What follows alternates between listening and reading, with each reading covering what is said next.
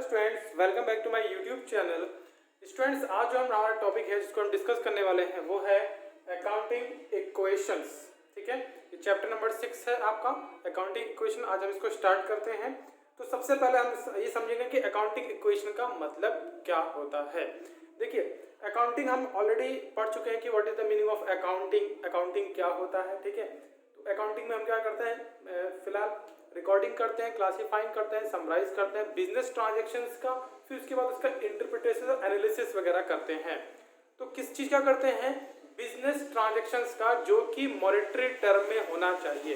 किस टर्म में स्टूडेंट होना चाहिए, मॉनेटरी टर्म में, मतलब कि मनी में होना चाहिए। अगर वो मनी से रिलेटेड ट्रांजेक्शन या इवेंट है तभी हम उसकी क्या करते हैं, अकाउंटिंग करते हैं। मतलब इसको बिजनेस ट्रांजेक्शन मानकर रिकॉर्ड किया जाता है। तो बिजनेस ट्रांजैक्शंस जो होते हैं वो हमारे किस चीज़ों से रिलेटेड हो सकते हैं, खर्चों से रिलेटेड हो सकते हैं, एसेट से रिलेटेड हो सकते हैं, या कोई लायबिलिटी से रिलेटेड हो सकता है। ठीक है, तो इस तरह से बहुत सारे बिजनेस ट्रांजैक्शंस हो सकते हैं। तो कहीं ना कहीं वो जो बिजनेस ट्रांजैक्शंस हैं वो तीन ही चीज़ों पर उनका इफेक्ट पड़ता है। जैसे या तो वो एसेट पे इफेक्ट डालेगा, या वो कैपिटल पे इफेक्ट डालेगा, या वो लायबिलिटीज पे इफेक्ट डालेगा। बस इन्हीं तीन तरह के ट्रांजैक्शन ही बिजनेस में आ सकते हैं, जो इन तीनों में से किसी एक पर या किसी दो पर एक साथ इफेक्ट डाल सकते हैं। मेरा कहने का मतलब ये है कि अगर वो मॉनेटरी टर्म का इवेंट होगा या ट्रांजैक्शन होगा तो कहीं ना कहीं वो हमारे एसेट्स, या तो वो कैश में हो सकता है तो वो एसेट्स की तरफ मतलब उसका इन्फ्लुएंस पड़ेगा। ठीक है, या मान लीजिए कि वो डेब्ट है, कोई क्रेडिट ट्रांजैक्शंस हैं तो भी इसका लायबिलिटी पर इफेक्ट पड़ सकता है। ठीक है, और कैपिटल जैसे कि हम ड्राइंग वगैरह कर लिया, या हमने जो भी पैसे थे हमारे पास जो हमने और एक्स्ट्रा लगा दिए बिजनेस में, या इस तरह से कोई भी हम इवेंट्स ट्रांजैक्शंस करते हैं, तो कहीं ना कहीं वो कुछ भी जितने भी ट्रांजैक्शंस हम करते हैं ना बिजनेस में, वो कहीं ना कहीं इन तीनों पर ही इफेक्ट डाल सकते हैं। ठीक है, वो एक साथ दो पर भी इफेक्ट डाल सकता है। ठीक है, तो इन्हीं तीनों से ही वो कहीं ना कहीं बिलोंग करते हैं, जो जितने भी बिजनेस में ट्रांजैक्शंस होते हैं, और हम उन्हीं की अकाउंटिंग करते हैं। तो आज चले पढ़ते हैं अकाउंटिंग इक्वेशंस क्या होती हैं। ठीक है, तो जैसे कि बैलेंस शीट होती है, कहीं ना कहीं बैलेंस शीट का जो एम होता है, बैलेंस शीट को जिस तरह से हम तैयार करते हैं, कहीं ना कहीं अकाउंटिंग इक्वेशन भी कुछ उसी तरीके से तैयार होती है। ठीक है, चलिए इसको पढ़ते हैं। पहले क्या लिखा है, the fundamental accounting equation also called the balance sheet equation. वो कह रहे हैं कि जो अकाउंटिंग इक्वेशन का जो फंडामेंटल है, ठीक है, उसको कहीं ना कहीं बैलेंस शीट इक्वेशन भी कहते हैं। क्यों ऐसा कहते हैं हम, क्योंकि जो बैलेंस शीट होती है उसमें भी कहीं ना कहीं आपने अभी फिलहाल नहीं पढ़ा होगा, लेकिन आप इन फ्यूचर पढ़ेंगे कि जो बैलेंस शीट होती है उसमें भी दो कॉलम होते हैं। एक कॉलम होता है लायबिलिटीज का, दूसरा होता है एसेट्स का।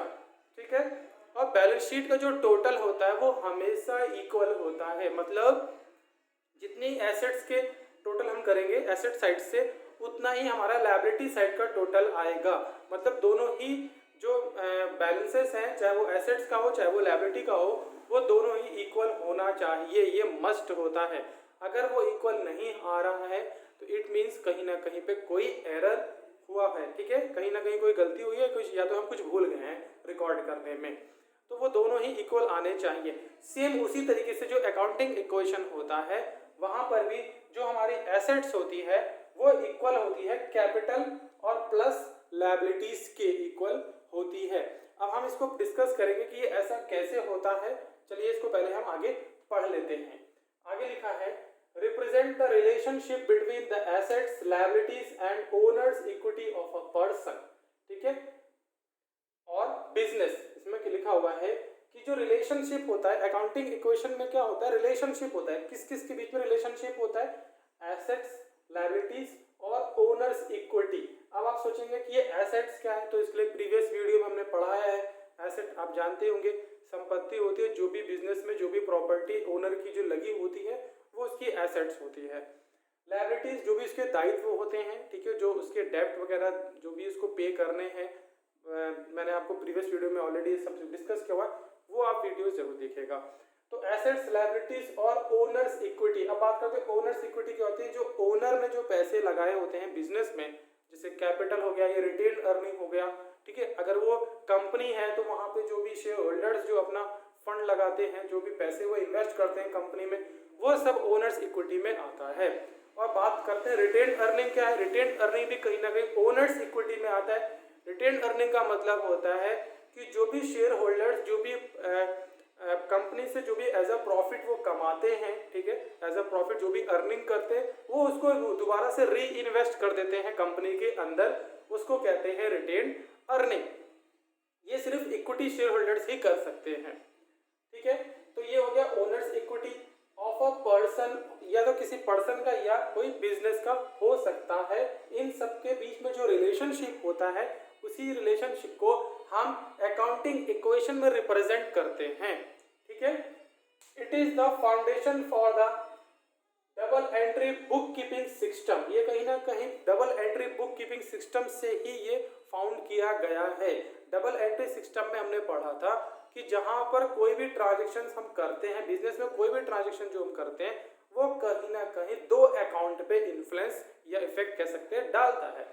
एक अकाउंट डेबिट होता है तो उसी सेम अमाउंट से दूसरा अकाउंट क्या हो जाता है, क्रेडिट हो जाता है। तो उसी तरह से अकाउंटिंग इक्वेशन में भी बिल्कुल वैसा ही हम करते हैं, ठीक है। तो इसलिए इसको डबल एंट्री सिस्टम से माना गया है कि ये वहां से फाउंड हुआ है। For each transaction the total debits equal to total credits. तो जितना भी आप एक अकाउंट से जितना भी आप डेबिट करेंगे तो उसी अमाउंट से आपको उसको नेक्स्ट कोई दूसरा अकाउंट को क्रेडिट भी करना होगा, ठीक है। It can be expressed as, इसको देखिए हम कैसे एक्सप्रेस करते हैं, assets is equal to capital plus liabilities. अब देखिए इसको थोड़ा सा समझते हैं।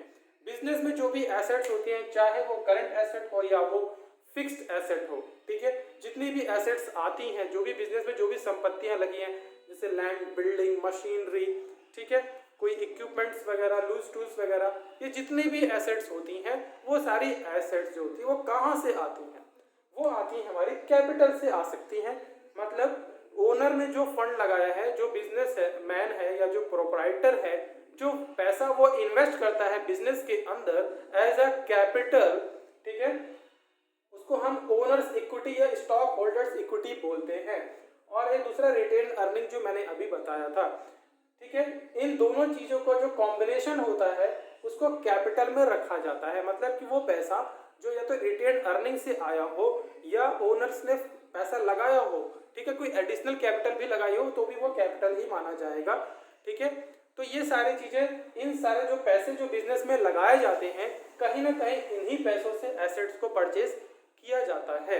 लेकिन हमें कभी कभी ये पैसे जो होते हैं, जो कैपिटल होती है, ये कभी कभी कम पड़ जाती है। हम सोचते हैं अपने बिजनेस को और थोड़ा बढ़ाना चाहिए, बिजनेस का थोड़ा सा और डेवलपमेंट करना चाहिए, ग्रोथ करना चाहिए। तो हम क्या करते हैं, थोड़ा सा कुछ एक्सटर्नल पार्टीज होती हैं, उन लोगों से भी हम क्या करते हैं, फंड को मंगवाते हैं, मतलब या लोन लेते हैं। जैसे फाइनेंशियल इंस्टीट्यूशन, बैंक वगैरह है, वहां से हम क्या करते हैं, लोन ले लेते हैं। तो वो हमारा लायबिलिटी होता है, ठीक है, वो हमारा कैपिटल नहीं होगा, वो हमारा कैपिटल नहीं होगा, वो क्या होगा, लायबिलिटीज होता है, ठीक है। कैपिटल वो होता है जो कि ओनर खुद इन्वेस्ट करता है या कंट्रीब्यूट करता है इनटू द बिजनेस, वो कैपिटल होता है।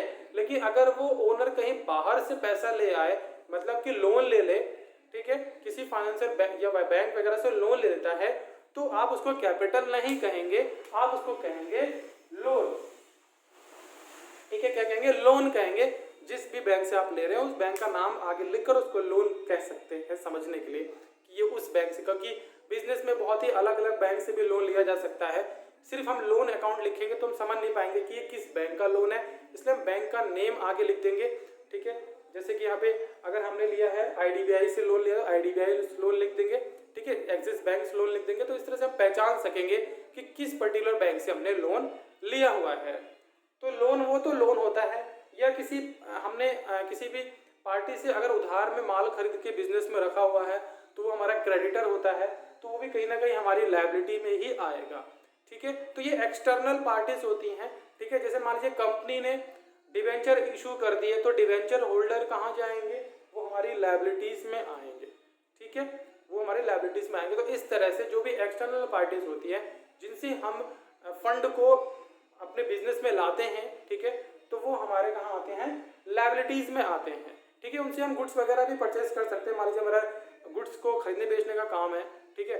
तो हम जिससे भी गुड्स को परचेज करते हैं ऑन क्रेडिट, तो वो हमारे क्रेडिटर्स होते हैं, तो वो भी हमारे लायबिलिटीज में आएंगे, ठीक है। तो आपने यहाँ पे क्या देखा कि ये सब जो भी पैसा हम कैपिटल से मतलब जो भी कैपिटल से जो पैसा हमारे पास आता है और जो भी लायबिलिटी से जो भी फंड हमारे पास कलेक्ट होता है, उस पैसे का हम करते क्या है, क्या करेंगे उस पैसे का?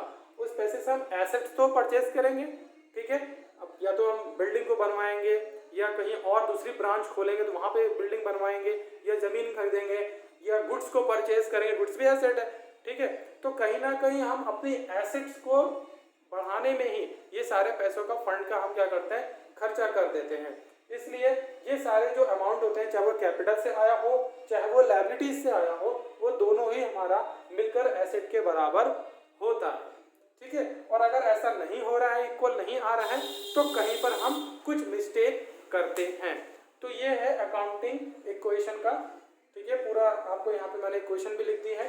अब इसी इक्वेशन को आप ऐसे भी लिख सकते हैं, जैसे asset is equal to capital plus liability है, तो आप लिख सकते हैं capital is equal to assets minus liability. आप ये भी लिख सकते हैं कि liability is equal to assets minus capital. तो 3 इक्वेशन आप बना सकते हैं इनसे, ठीक है फ्रेंड्स। तो आई होप आपको ये वीडियो और ये टॉपिक अच्छी तरह से समझ में आ गया होगा। और अगर आपको ये टॉपिक अच्छी तरह से समझ में आया तो प्लीज़ हमारे वीडियो को लाइक करें और चैनल पर नए हैं तो उसको सब्सक्राइब कर लें, ठीक है, ताकि आपको आने वाले इस तरह के जो भी टॉपिक के जो आपके सिलेबस में है उसके वीडियो सबसे पहले मिल सकें, ठीक है। तो चलिए स्टूडेंट्स, यहाँ पर इसको हम खत्म करते हैं, एंड करते हैं। थैंक्स टू एवरीवन एंड जय हिंद टू यू ऑल।